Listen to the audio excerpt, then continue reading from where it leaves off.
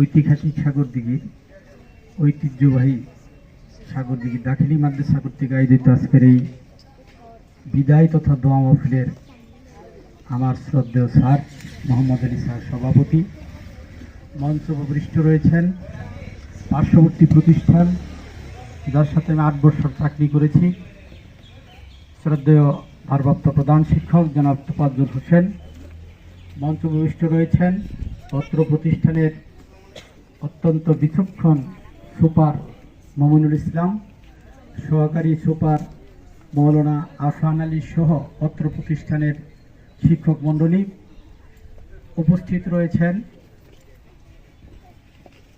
আমার অত্যন্ত প্রাণপ্রিয় সংগঠন শহীদ প্রেসিডেন্ট জিয়াউর রহমানের রক্তে গড়া সংগঠন জাতীয়তাবাদী দলের যারা আজকে সাগরদিঘি তথা পাহাড়ি এলাকার দায়িত্বে রয়েছে, ইঞ্জিনিয়ার আতর রহমান অপু সহ মাসুদ, সেলিম এবং ওদের সাথে যারা সফরসঙ্গী রয়েছে তাদেরকে শিক্ষা প্রতিষ্ঠানের পক্ষ থেকে ধন্যবাদ জানাচ্ছি।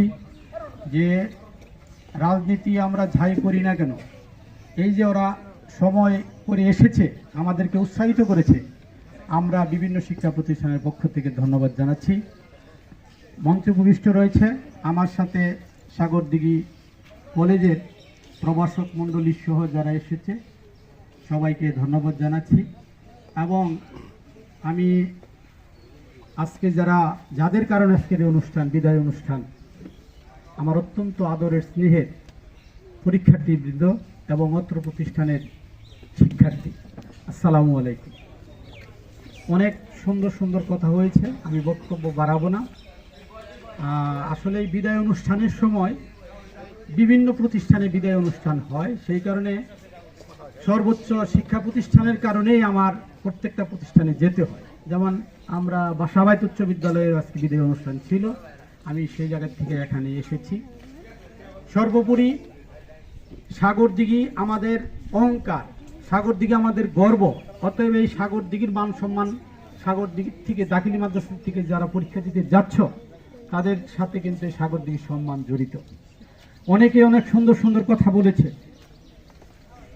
যে ছাত্র জনতার বিপ্লবের পরেই কিন্তু আমরা ফ্যাসিস্ট সরকারের হাত থেকে আমরা রক্ষা পেয়েছি, এবং বিগত সরকারের একটাই লক্ষণ ছিল তারা কিন্তু অন্য রাষ্ট্র দ্বারা পরিচালিত হয়েছে, যেমন আমাদের পার্শ্ববর্তী রাষ্ট্র ভারত দ্বারা।